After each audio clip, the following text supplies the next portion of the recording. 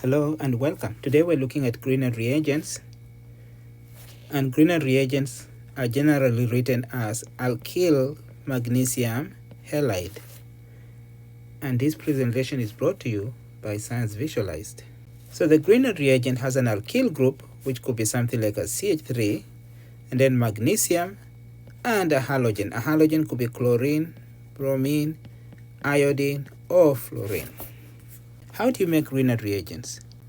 You start with alkyl halide, so alkyl halide, and then react that with magnesium in ether, or we say ethereal solvent, which could be diethyl ether, like that, or tetrahydrofuran. So all those are different types of ether solvents. Ether contains carbon, oxygen, carbon, and here you see again carbon, oxygen, carbon. So that's a cyclic ether. So what happens is that you end up with the magnesium inserting between the halogen. So you end up with the magnesium at that position. So it becomes alkyl magnesium halide, and that's what we call Grignard reagent. So here are some examples. If we start with that alkyl iodide plus magnesium in the presence of ether, you end up with the alkyl group, and then you insert the magnesium, and then you have the iodide, which is the halogen in this case. If you start with something like this, and then again with magnesium, and I'll just say ether, you'll end up with this Grignard reagent. Magnesium chloride, because magnesium inserts between the carbon and the chlorine. Now this is important. All Grignard reagents give R- nucleophile. So for example, this one here will give R- nucleophile, very good nucleophiles. This reagent here will give, again, count the carbons, that's number 1, number 2, and number 3. So you end up with 1, 2, and 3, and carbon number 1 will have a minus charge. In this case, you cut the carbon-magnesium bond, and therefore you end up with a minus charge on that carbon. Okay, now let's look at the reactions of Grignard reagents. So remember, RMGX reacts like R-, and that can react with, say, a second alkyl halide, so Rx, and you end up connecting that R to this R. So you end up with an SN2 displacement of the halogen or the leaving group, and therefore you end up with the R bonded to the other alkyl group. Another example, CH3Br in the presence of magnesium and ether, you'll end up with CH3 MgBr. So that's the Grignard reagent. And then when you react that with, say, alkyl iodide, so that alkyl iodide, remember the Grignard reagent has a minus charge on that carbon, and then that will carry out an SN2 displacement of the iodine, and you end up with the CH3 group now bonded to the other carbon because you've replaced the iodine. So that's number 1, number 2, and number 3. Number 1, number 2, and number 3. So see what we have here. We have the first R group from the Grignard reagent, that's that CH3, and then we have the second R group from the alkyl halide. So that's the R group, and that one is right here. So you end up forming a bond between those two alkyl groups. Grignard reagents can also react with carbonyls. For example, number 1, aldehydes. Remember, aldehydes has alkyl group, carbon double bond oxygen, and then a hydrogen on that side. So if we have, say, a CH3 MgBr as the Grignard reagent, then plus C double bond OH.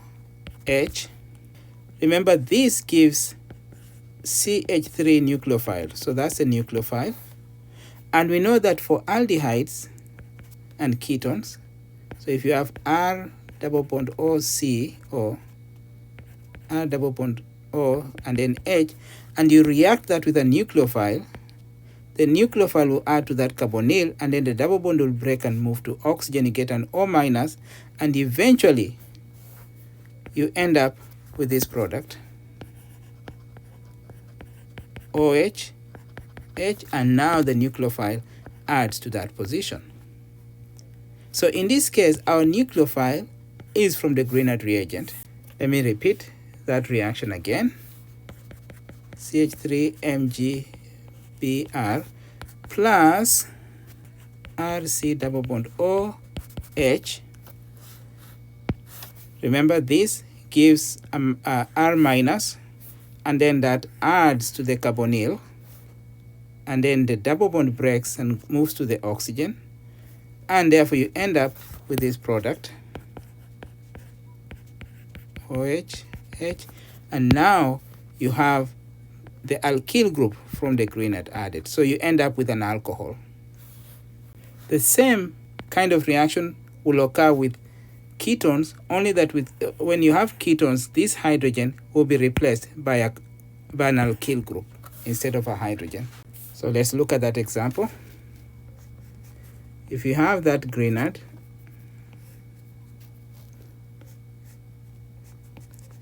MgF, so that's a Grignard, plus, let's say now we have a ketone that looks like that.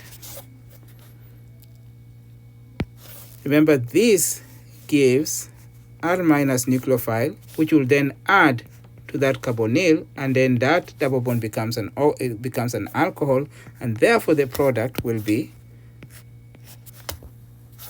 you have that become an alcohol, and now you add the alkyl group there.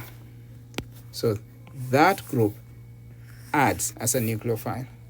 So ketones will give you tertiary alcohol. So that's a tertiary alcohol. And the reason we say tertiary is because that carbon with the OH has 1, 2, and 3 alkyl groups. So it becomes tertiary alcohol. Aldehydes, on the other hand, gives you a secondary alcohol, because now that carbon with the OH group has 1 and 2 alkyl groups, and therefore that becomes a secondary alcohol. Lastly, reaction with carboxylic acid derivatives. Remember, the general formula for carboxylic acid derivatives is RC double bond O, and then you have a leaving group here, where that leaving group could be acid halide, so it would be a halogen, or it could be an ester, or it could be an acid anhydride.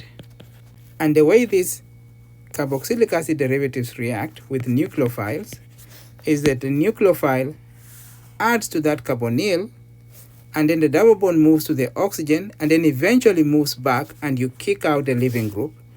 And the end result is that now you have the carbon oxygen double bond still there, but now you replace the leaving group, the Y, with the nucleophile. So if you are using CH3 MgCl plus, let's say you're using acid chloride as the carboxylic acid derivative, now the Y in this case is chlorine. Remember, that gives CH3 minus, and then that adds to that carbonyl, and then that double bond moves to oxygen, then comes back, and you kick out the chlorine, and therefore you end up with this product. And now instead of the chlorine, you've replaced that with the R minus, which is a nucleophile. So in the presence of a cuprate, any type of copper salt, so Cu salt, it could be copper 1 or copper 2. So for example, CuCl, CuCl2, any type of copper salt, you end up adding it only once, and then it will stop there. But without copper salt, it will add twice. So that means this will continue and react again with the second equivalent of the Grignard reagent, CH3 MgCl, and now you end up with that carbonyl becoming an alcohol, and then we have the first alkyl group from the first addition, and then we have the second alkyl group from the second addition, and basically you end up with an alcohol. So that becomes an alcohol. A very important thing here to note is that anytime you have copper salt, then the Grignard reagent will stop at a ketone. But if you don't have copper salt, then the Grignard reagent will add twice, and you end up with an alcohol. Thank you very much for your time. If you enjoyed this presentation, please like this video. Feel free to comment and also subscribe.